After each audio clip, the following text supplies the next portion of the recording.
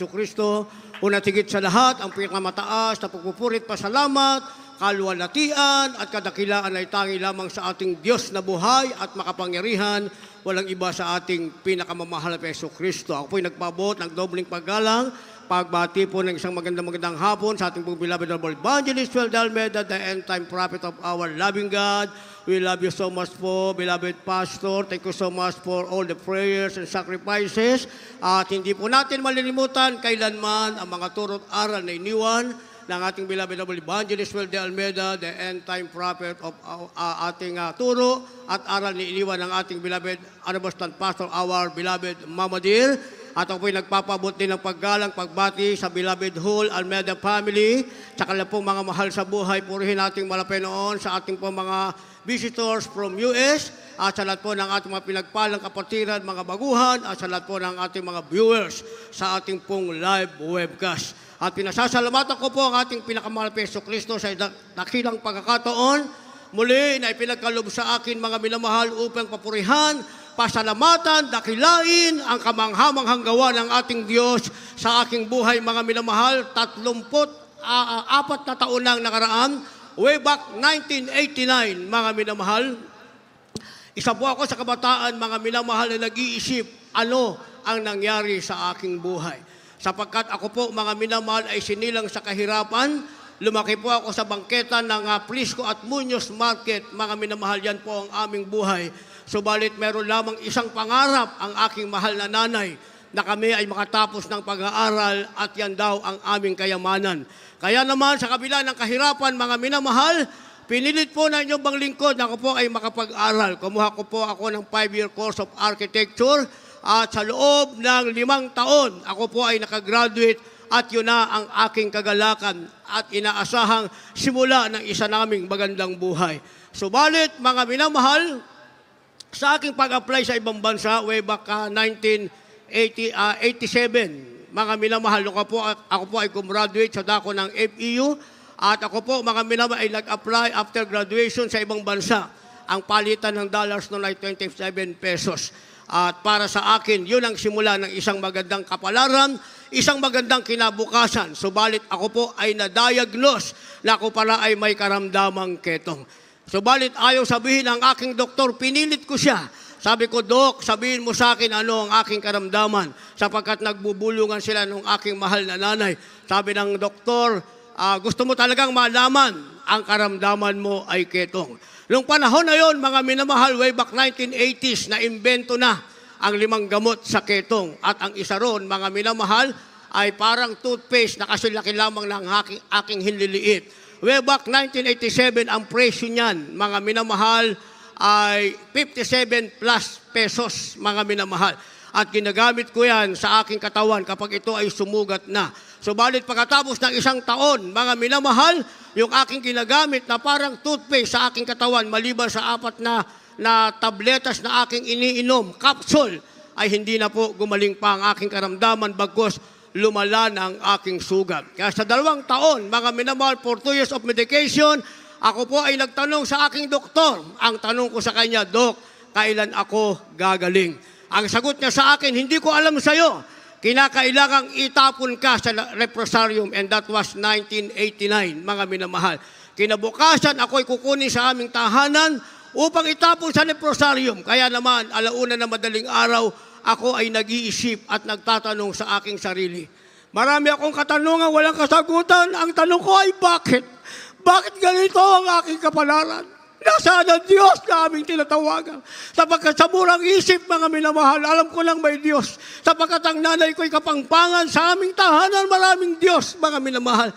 May maliit kaming Diyos, may malaki kaming Diyos, may dilaw na buhok na Diyos, itim na buhok na Diyos, brown na buhok na Diyos, puting buhok na Diyos. Sa aming tahanan, maraming Diyos, mga minamahal.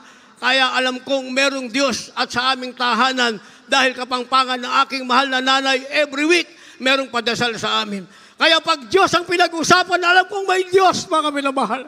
Subalit ng panahon na yan, ako'y nagtatanong, nasaan ang Diyos?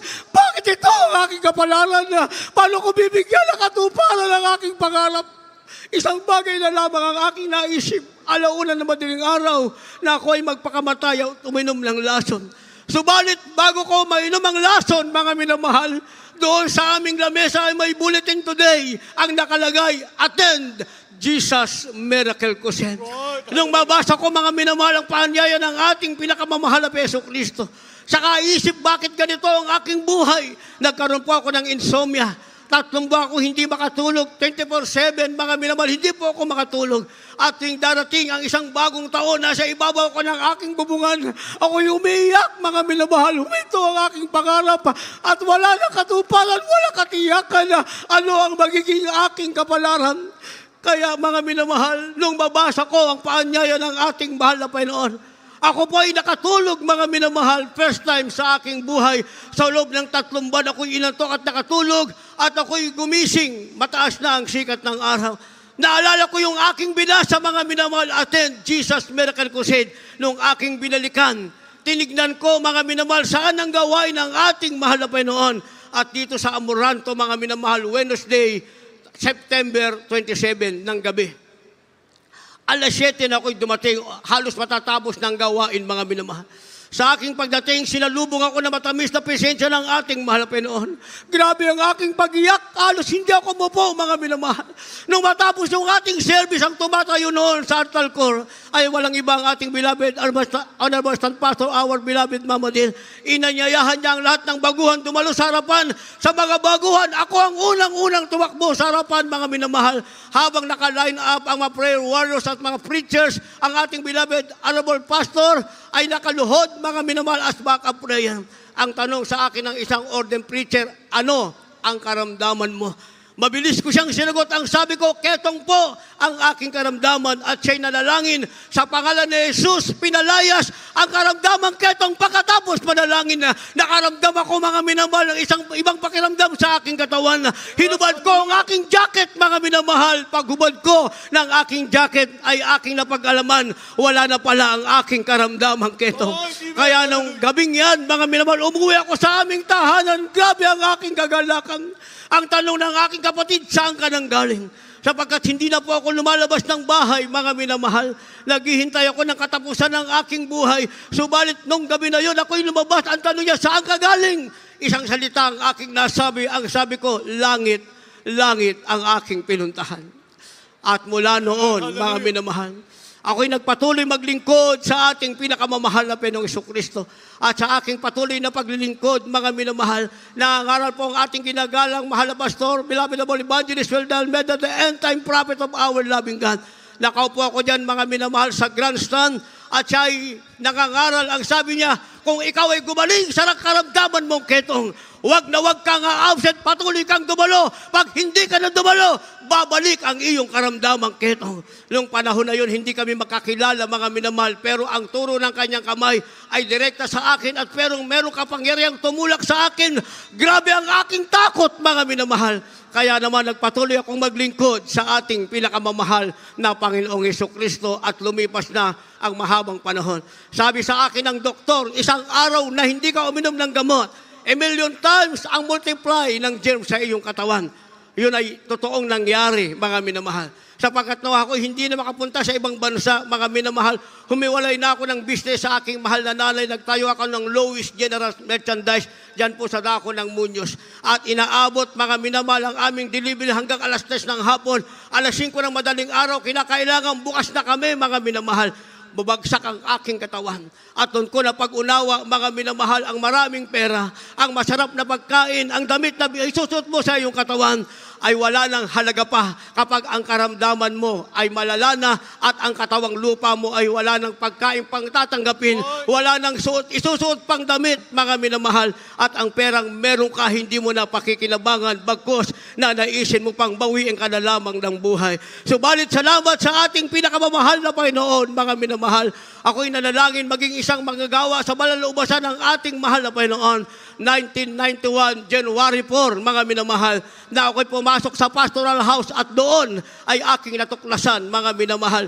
Gabi lamang ang kain, mga minamahal. Nasa trabaho kami sa araw. Ako po ay prayer warrior mula umaga hanggang alas 12 ng tanghali. alas 12 ng tanghali. Ako po ay carpentry, mga minamahal, karpentero. At pagkatapos niya, nasa minyal na gawain, mga minamahal, sa marketing, pag-igib ng tubig. Pagdating ng gabi, mga minamahal, ako po ay dishwasher.